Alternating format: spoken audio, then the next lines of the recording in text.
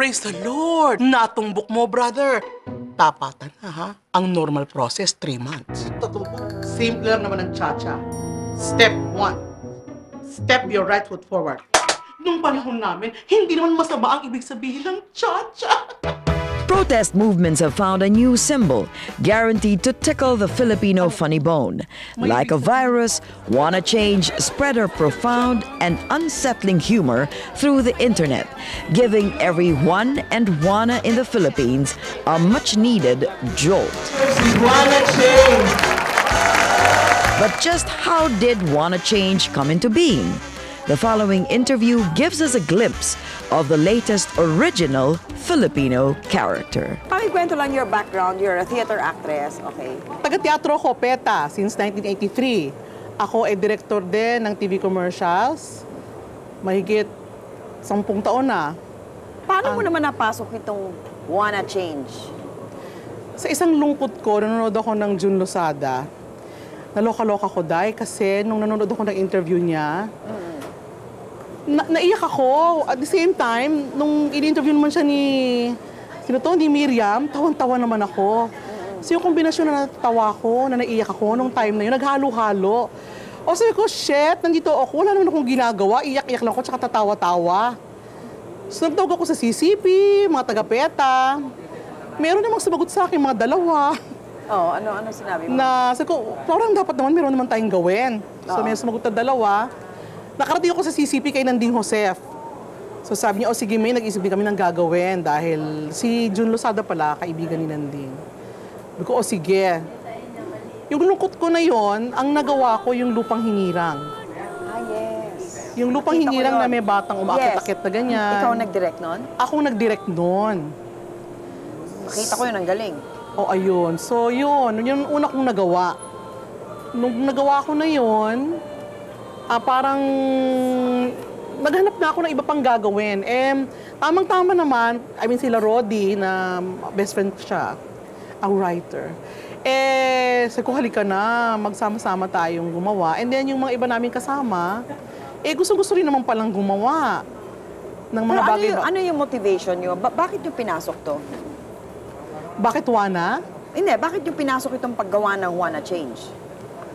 Actually, yung Wanna Change, biglaan lang yun eh. Alam mo yung mga kwentuhan, hindi naman talaga pinaplano. Oo. Biglang nasabi lang ni Soki na, gawa kaya tayo, may ikaw ang artista. Habi ko, go! Halika dali, maganda yan. Tapos yung parang iba-ibang ako, maraming ako, gano'n. Tapos hanggang sa, ito namang si Rodi, he bought the idea. Hanggang sa na-excite naman yung iba. Kasi ang maganda sa grupo namin, maraming artists. So maraming writer, maraming director. So, yun ang madali. So, nung pag naisip mo yung idea, dahil all of a sudden, yung network ko ng mga cinematographer, designer, lahat sila, yung walang dalawang salita, halika na, game. So, pag nung si Rodi, sabi ko, Rodi, gawa ka. Agad-agad. Bakit ka believe sa project na to? Bakit ba ako bilib? Hindi naman ako bilib talaga. No, pero bakit parang buo ang kalooban mo sa paggawa nito? Kasi serious talaga ako sa love for country. Serious ako dyan. Diyan buwang loob ko. Pero kung yung project buwang loob ko, tira lang ako ng tira. Hindi ako sure kung e-epek eh. Oo. Balay ba naman namin ha? Pero di 3,500 hits na tayo in 3 days. Yung parang, bongga, di ba? Pero bakit ka seryoso sa love of country? Ang dami na nangyari dito. Ang bulok-bulok nitong lugar na to. Bakit ka seryoso? Kasi na nga, matagal na naman akong... Ayun na nga, kasi nakulong na ako. Ng 3 days lang naman. Hindi naman mahaba, 3 days lang. Sige. Ever since 1983, PETA pa lang, nasa kalsada na ako. And then, kinalimutan ko rin yan kasi nag-advertise ako, nangarir ako ng karir, naging director ako sa advertising. So, syempre, naging komportable ka, tumaba ka lalo, alam mo yun? Pa-relax-relax.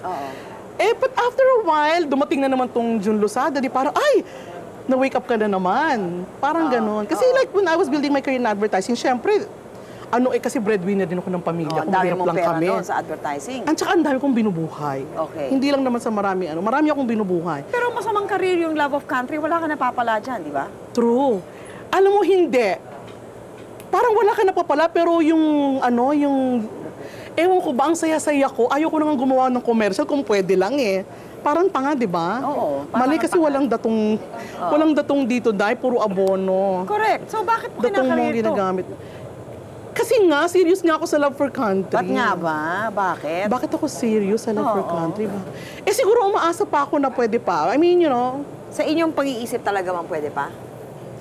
eh ba't naman ako mag-aabala kung feeling ko wala na? I mean, you know, Oo. kasi kung alam kong wala na, di ba balikan na, umuwi na tayo, matulog tayo, mag-shooting na lang ako. I mean, you know, hindi ko naman Oo. kailangan ng mga rare pa. Pero I guess there's something sa loob ko na parang naniniwala na parang kaya natin to. At saka pag nakita mo yung mga kasama ko, die!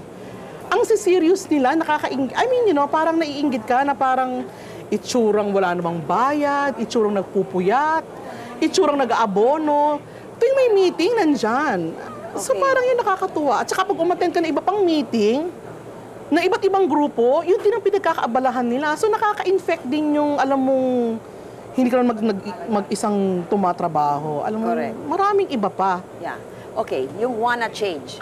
Yung first one, yung cha-cha. Cha-cha. Nung ginagawa mo yan, nung kino-conceptualize ninyo at nung internalize mo yung role mo, ano yung iniisip mo? Sakit ng pa ako. Sakit. Ano mga wala. I mean, wala. Parang meron kang trabaho. Gagawin mo. Hindi mo ako nag-iisip ng parang iniisip ko. Habang iniisip ko to, parang alam ko na kung anong mangyayari. Alam ko lang, nung sinabi ni Rodi, yung binasa ko yung script ni Rodi, natakot ako actually. Bakit? Sobrang tapang.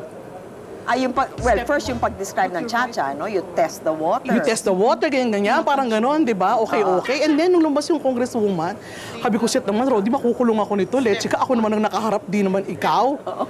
So actually, I tried. Sabi ko, parang baguhin kaya natin. Parang too much. Ito naman, ayaw paawat. Hindi! Kung hindi matapang, walang mangyayari. Yan ang kailangan ngayon. May point naman, di ba? Oo. Tapos nung ginawa rin niya yung isa pang fixer, ganun din naman. Sabi ko, Diyos ko! Tawag ba naman Brother Mike? Ay, Brother Ike! Masyadong nakadikit, di ba? Ayaw pa niyang pabago yan. Sabi ko, utang na loob, gawin mo ng Vic, no? Yung dala, ibalato mo na sa akin. Kasi ayaw mo nila naman silang galitin. At saka hindi mo nasasabing sila. Sinasabi mo, yung ipokrito na ginagamit ng relihiyon. At the same time, I mean, nangungurakot naman. At marami yun. Can that be misinterpreted nga na sina brother? Kasi kung magalit ka, di ibig sabihin, guilty ka. Kasi kung hindi ka naman nangungurakot at matino ka naman, dapat kang matuwa na may video na gano'n. I mean, ako lang kasi, di ba? Okay. Ano yung kinarikature mo ba si Fixer? Slight. Kasi di ba medyo big Exagerado Oo, medyo big. Kasi naman, alam mo naman, medyo kailangan matawa-tawa. Okay. Medyo Nung big binuksan mo kasi- yung drawer, may 3 pang stampita na pinag-mentionan mo pa. O bakit? Touch mo na yon, ikaw na Touch na namin yun habang nasa shooting, nakakita ko yung stamp. Alagay natin ito sa loob. Alam mo yung mga storm of the moment na yun, ng mga desisyon. Hindi na yung pinlano dahil. Nakakita ko, ay maganda to. Nakakita kong rose. Alagay, kunyari, didasal muna ako. Yung on the spot. Yun, syempre, Ang galing, artista, ang yung galing, improvise. ang galing, you know. galing. Nakakatuwa talaga. Tsaka wala masyadong rehearsal yun, Day. Talaga? Kasi nagmamadali kami. Bakit ka I mean, you can nagmamadali? only afford a few takes kasi magbabayad kami ng overtime, wala na nga halos binabayad sa crew eh. So we did all of those, yung nakakapagod na yun, in 6 hours namin sinyot. Both Fixer and Cha-Cha, makeup lahat.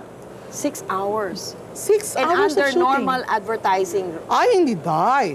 Yung, 5-minute na yun, baka 3 days yun sa commercial. Kasi syempre, meron yung magarang-magarang set. I mean, Pero yung set nyo dun sa Fixer, may picture pa ng presidente sa likod. Talagang inaral nyo to. Interpretation na ng designer, yan siya nang sisihin mo dyan. I mean, so ilagay daw ang picture ni GMA. Ilagay, maganda yan. Naka-off frame pa nga yun, binaba pa niya eh. Kasi nakikita lang hanggang leeg. So, ibaba para makita. So, Hindi ka naman natatakot na mabisita ka. alam mo, hindi ko lang iniisip. Kung isipin ko matatakot ako, sino ba namang hindi matatakot? Hello, di ba? But isn't it just parody? Yun na nga, sa parody, maraming doon, marami kang mababasang mga katotohanan. So, Siyempre, hindi ko lang iniisip, pero pag isipin ko, matatakot ako. Talaga? Dapat ka lang matakot. O, tinan mo na. Oo, I mean, pero siyempre, dead man na, di ba? But you were fantastic. You were Thank really you.